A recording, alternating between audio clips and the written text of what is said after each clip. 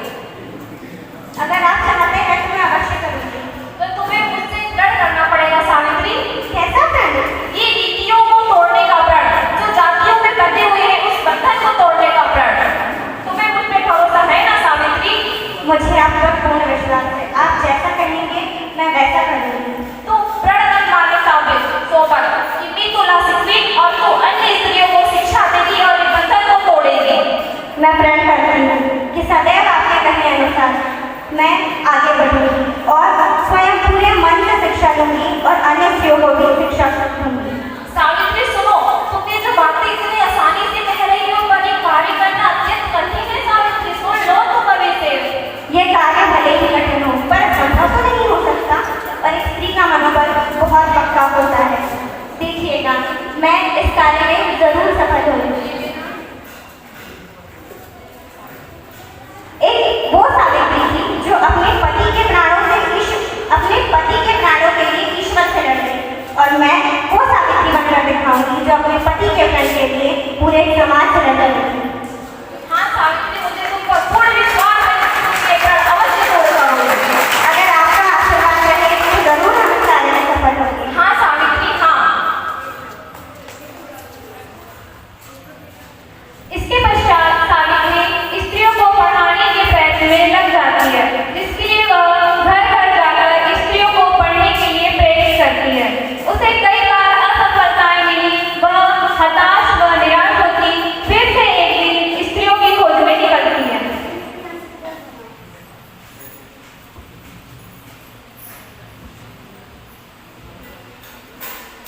ए सावित्री कहाँ चली? भाजी के वाले जाकर जब आपको पता है कि मैं स्त्रियों को शिक्षा देने के प्रयासरत हूँ तो आप मुझसे पूछ क्यों रही हैं? बेटी झालिस लो, क्योंकि हरकतें तो तेरी वैसी ही हैं। मेरे पास समय नहीं है, अभी मुझे बहुत सारे काम है, मैं आके बात करती हूँ, ठीक है? हाँ मतलूदा, बोला मेरा नारा बोल। अबू भाई ऐसे कैसे मैं अपने नानी का नाम ले लूँ? हाँ बेटी डालेगा कभी? मुझे तेरे नारे का नाम पता है, मैं बस तुझे बता रही हूँ कि तेरे नारे में तो असर है नहीं। तेरे में जरा सी थी तो उससे भी पागल निकली। देखो बाबू, मेरे नंबर के बारे में कुछ नहीं बोलना। हाँ भले ही मैं पागल, पर मेरा नंबर बहुत अच्छा है। हाँ ए बेटी, तो स्त्रियों को नहीं पढ़ा सकती बस। मैं तो पढ़ाऊंगी। मैंने कहा ना सावित्री, तू नहीं पढ़ा सकती मतलब नहीं पढ़ा सकती। देखिए काकू, मैं अगर मेरे स्त्रियों को पढ़ाने के पीछे का कारण आपको समझाना भी चाहूँ तो भी आप नहीं समझ पाएंगे, और ये मेरा प्रण है जो हर स्थिति में पूरा होना चाहिए। तो आप तो मुझे नहीं रोक सकती। तो तू नहीं रुकेगी? बिल्कुल नहीं। ठीक है सावित्री, तू जा, मैं भी तुझे नहीं रोकूंगी। मेरी प्यारी काकू।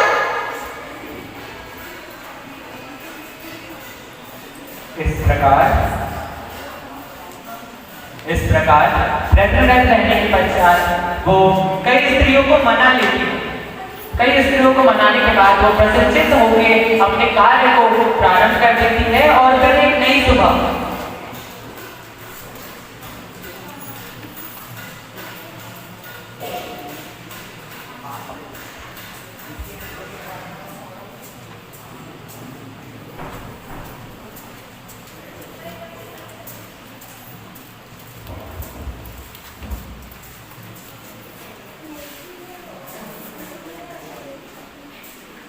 मैं देख रहा हूँ सावित्री कुछ दिनों से कि तुम अपना प्रण को पूरा करने के लिए बहुत अपमान सह रही हो।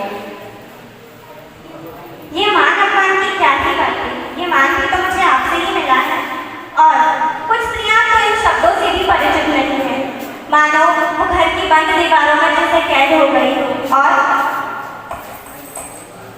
ये पायल, ये चूड़ियां मानो बंधन हो उनके पैरों का। बस पर हाँ, मैं हार नहीं मान सकती। कुछ स्त्रियों ने हामी भरी है पढ़ने के लिए, मैं उसको बस यही बताना चाहती थी और चाहती थी कि आप मुझे आशीर्वाद दें ताकि मैं इस प्रण को सफल बना सकूं। हाँ सावित्री, कई स्त्रियां पढ़ना तो चाहती हैं पर ये समाज के लोग इनकी शिक्षा में अनेक बाधा डालेंगे सावित्री। पर तुम्हें अपने प्रण से पीछे नहीं हटना है और तुम्हें अपना प्रण पूरा करना है। तुम रुको सावित्री का भी आए।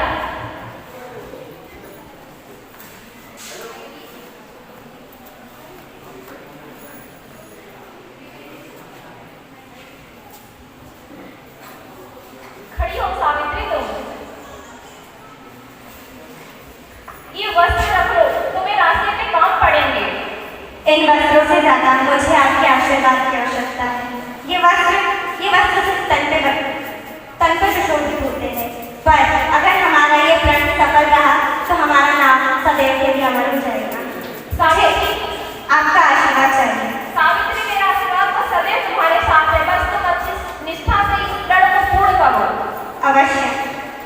सावित्री जाइए और अपना प्रण पूरा कीजिए।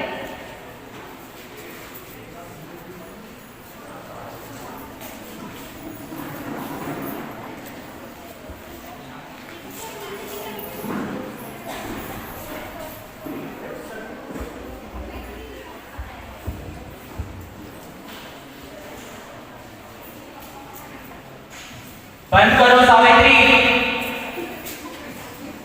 जाओ तुम सब घर। अरे अरे कहाँ जा रही हैं आप लोग? रुकिए, कहाँ कहाँ जा रही हैं आप लोग? देखो सावित्री, अगर तुमने अपना ये प्रयास कल के कल यहाँ पे खत्म नहीं किया तो तुम सदा सदा के लिए आज हो जाओगी। एक सावित्री के अस्त होने से मेरा प्रण अस्त नहीं हो सकता, मेरा निश्चय अस्त नहीं हो सकता महाराज।